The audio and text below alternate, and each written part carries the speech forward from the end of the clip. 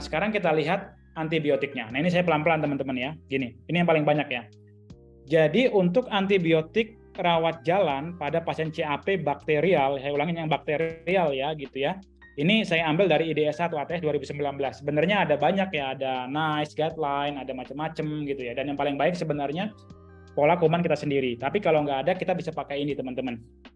Nah, kalau dari IDS atau ATS 2019 teman-teman, kalau pasien CAP itu nggak ada komorbid, gitu ya, nggak ada gagal ginjal, nggak ada DM, gitu, nggak alkoholisme, nggak ada keganasan gitu, maka kita kasih treatmentnya apa teman-teman? Kasih amoxicillin 3 kali 1 gram, ya, atau doxycycline 2 kali 100 mg. Ini atau teman-teman ya, atau macrolide. Macrolide misalnya azithromycin gitu ya, ini ya. Azithromycin, teman-teman lihat di sini azithromycin atau clarithromycin 2 kali 500 gitu ya. Jadi kalau dia nggak ada komorbid teman-teman, kasih obatnya ini. Amoxicillin bisa apa teman-teman? Umumnya kita pakai amoxicillin clavulanat gitu ya. Kita bisa lihat di sini boleh 3 kali 1 yang 500 125 atau yang 2 kali yang 875 125 gitu ya. Nah, gitu ya teman-teman ya. Jadi kalau nggak ada komorbid boleh antara amoxicillin clavulanat atau doxycycline atau azithromycin. Oke ya, gitu ya. Tapi kalau pasien kita itu ada komorbid, teman-teman, misalnya dia ada gagal jantung, ada sakit liver, atau sakit ginjal, atau ada DM dan lain-lain, maka kita harus kombinasi antibiotik. Apa dengan apa misalnya? Antara amoxicillin clavulanat atau cephalosporin dengan macrolide atau doxycycline. Gitu ya. Gitu ya. Contohnya apa, teman-teman? Misalnya, teman-teman kasih kombinasi amoxicillin clavulanat plus azithromycin atau amoxicillin clavulanat plus doxycycline, itu boleh. Atau cephalosporin misalnya cefixim plus azithromycin atau cefixim plus doxycycline, gitu ya. Kalau dia ada komorbid, misalnya dia ada CAP teman-teman, terus dia ada DM, teman-teman kasih kombinasi ini, gitu ya. Atau teman-teman kalau nggak mau kasih kombinasi, boleh dikasih monoterapi dengan apa? Dengan respiratory fluoroquinolone. Nah, ini boleh salah satu, nggak perlu dikombinasi. Apa sih respiratory quinolone itu? Boleh teman-teman pakai levofloxacin 1 kali 750 mg atau teman-teman pakai moxifloxacin 1 kali 400 atau kalau ada kasih gemifloxacin. Tapi kalau di tempat kita kan biasanya di Indonesia adanya levo sama moxi gitu ya teman-teman ya. Jadi kalau ada komorbid teman-teman, kasih dia respiratory quinolone tunggal, itu yang paling simple. Atau teman-teman kombinasi antara amoxicillin atau cephalosporin dengan macrolide atau doxycycline. Gitu ya. Jadi kombinasi contohnya amoxicillin dengan azithromycin. Gitu ya. Ini kalau pada antibiotik rawat jalan, gitu ya. Oke. Nah, kemudian rawat inap, gitu ya. Ini rawat jalan ya. Simpelnya cuma ini aja teman-teman. Kalau teman-teman lihat di guideline yang lain sih ya ada beda-beda, tapi dia umumnya seputar itu aja antibiotiknya. Tetap pakai golongan penisilin, tetap pakai macrolide, cephalosporin, dan respiratory fluoroquinolone gitu ya. Nah, kemudian yang rawat inap. Kalau rawat inap itu sebelum kita kasih antibiotiknya kan, kita kan menentukan dulu indikasi rawat inapnya apa gitu. Jadi pasien pneumonia itu kalau datang ke IGD teman-teman, kan teman-teman akan putuskan dong, ini mau rawat jalan apa rawat inap. Kalau rawat jalan kasih obat yang tadi itu. Kalau dia ada komorbid misalnya kasih levo 1 kali 750. Tapi kalau kita mau rawat inap, kita lihat sistem scoring. Ada 3 yang bisa kita gunakan. Ada banyak sih ya, tapi ini yang paling sering lah digunakan. Yang paling simple teman-teman itu pakai CURB 65 gitu ya. CURB 65 itu yang paling simple, paling mudah digunakan di IGD. Jadi CURB 65 itu apa aja teman-teman? Itu singkatan dari C-nya confusion. Jadi kalau ada perubahan kesadaran atau delirium gitu ya, U-nya itu urium gitu ya, itu R-nya respiratory rate, B-nya blood pressure, kemudian 65 itu usia teman-teman. Masing-masing ini punya nilai 1 gitu teman-teman ya. Jadi kalau ada confusion dia dapat nilai 1.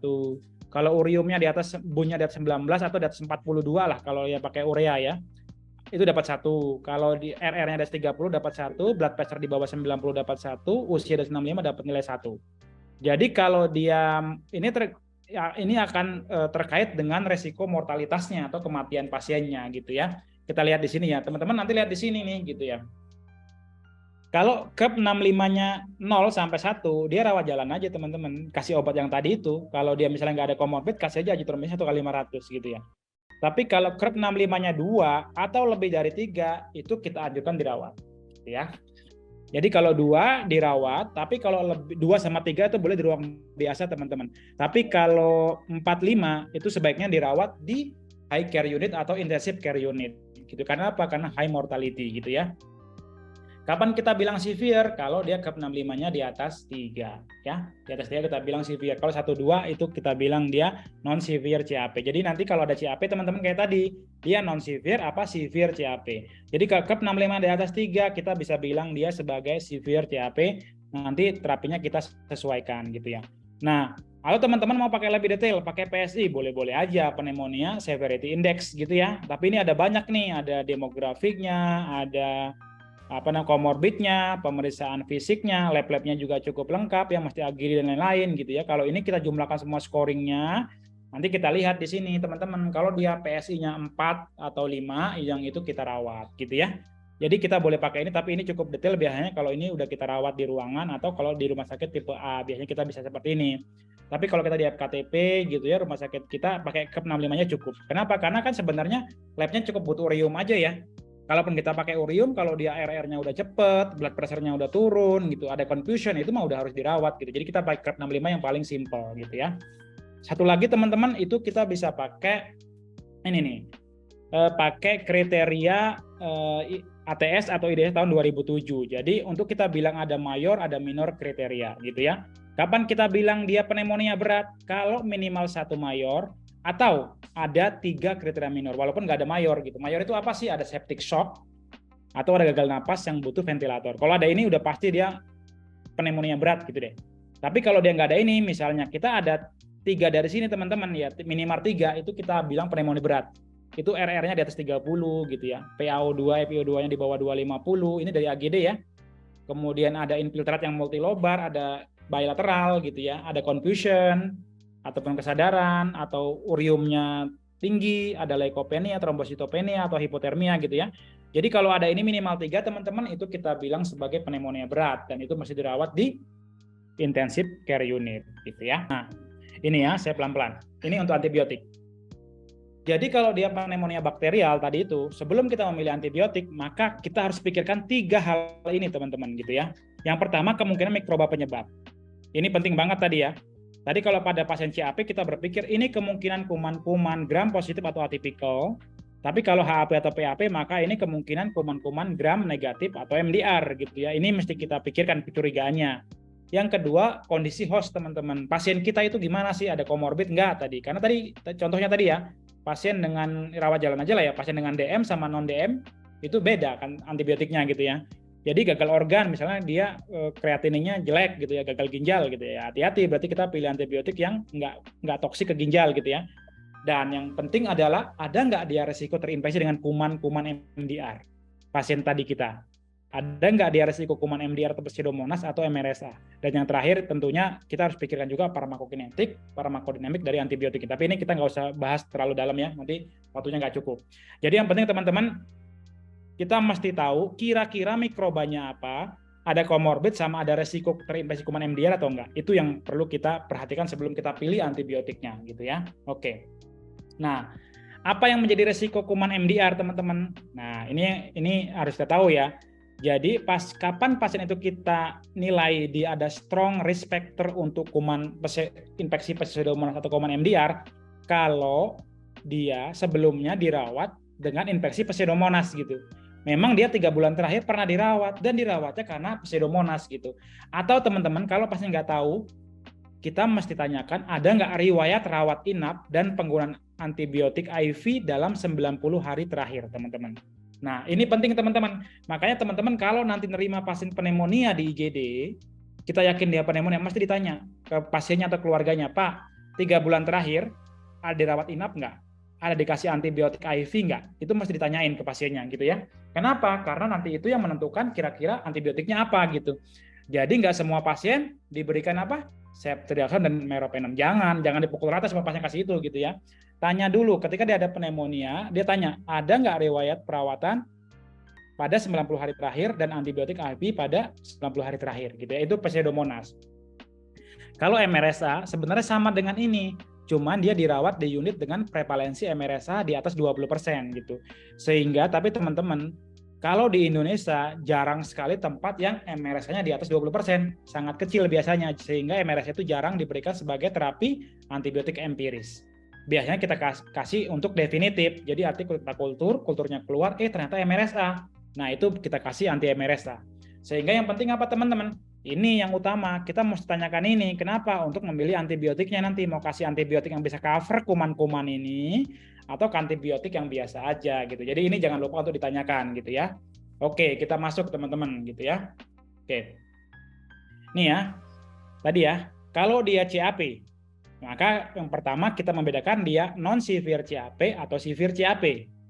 CAP berat apa CAP nggak berat gitu ya. Dari mana? Dari scoringnya tadi itu. Boleh pakai CRED 65 atau pakai PSI atau pakai tadi IDSA 2007 teman-teman. Kalau teman-teman pakai IDSA 2007, kalau ada 3 kriteria minor atau minimal 1 mayor, maka itu masuknya ke severe CAP. Ya. Kalau teman-teman pakai yang gampang, pakai CRED 65, ya kalau scoringnya 4 sampai 5 gitu, di atas 3 ya, di atas 3 sampai 5 itu kita anggap sebagai severe CAP. Ya nanti kita masuknya ke sini gitu ya. Jadi ada non severe sama severe. Oke. Kemudian teman-teman, kalau dia non severe CAP, berikutnya kita mesti lihat gitu ya, dia ada resiko MDR atau enggak gitu ya. Resiko MDR dari mana? Dari yang tadi itu gitu ya. Ada enggak riwayat perawatan dalam 90 hari terakhir gitu ya. Itu nanti untuk memilih antibiotiknya. Nah, kalau dia non severe CAP teman-teman, CAP yang enggak berat, antibiotiknya pilihannya apa? Beta-lactam plus macrolide. Ya. Atau kalau dia ada kontraindikasi terhadap macrolide atau quinolone, maka boleh dikasih beta-lactam plus doxycycline. Atau teman-teman boleh kasih fluoroquinolone monoterapi.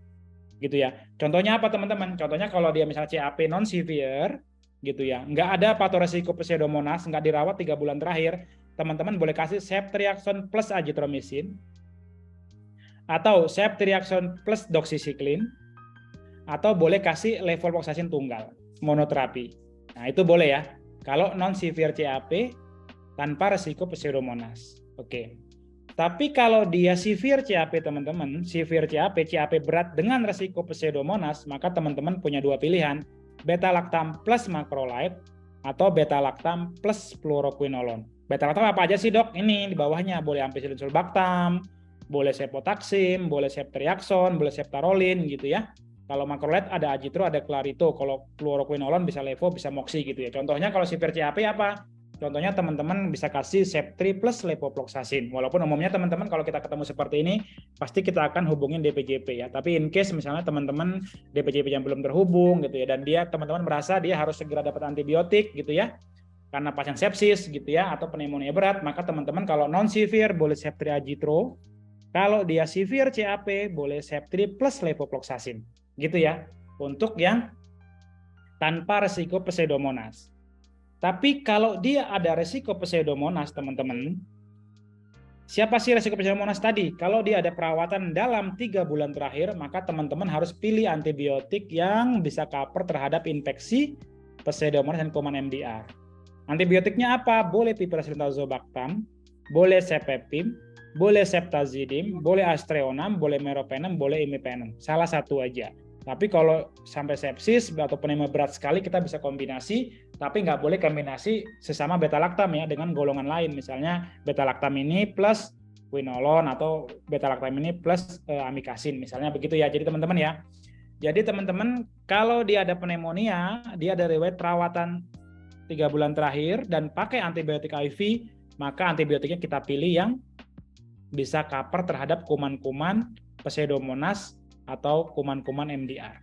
Tapi kalau dia nggak ada riwayat perawatan, maka kita akan bagi non-severe sama severe CAP. Kalau non-severe, beta-lactam plus macrolide atau monoterapi quinolone. Kalau severe, beta-lactam plus macrolide atau beta-lactam plus fluoroquinolone. Gitu ya. Jadi bedanya di situ. Jadi ternyata teman-teman riwayat perawatan sama riwayat infeksi pseudomonas itu cukup penting ditanyakan. Nah, yang riwayat perawat ini sebenarnya dulu kita sebut dengan HCAP, Healthcare Associated Pneumonia gitu. Cuman sekarang udah nggak ada. Jadi kalau kita terima pasien seperti itu, kita bisa tulis diagnosisnya CAP dengan faktor risiko infeksi kuman MDR. Sehingga terapinya apa? Misalnya cefepime 3 kali 1 gram. Misalnya begitu ya teman-teman ya.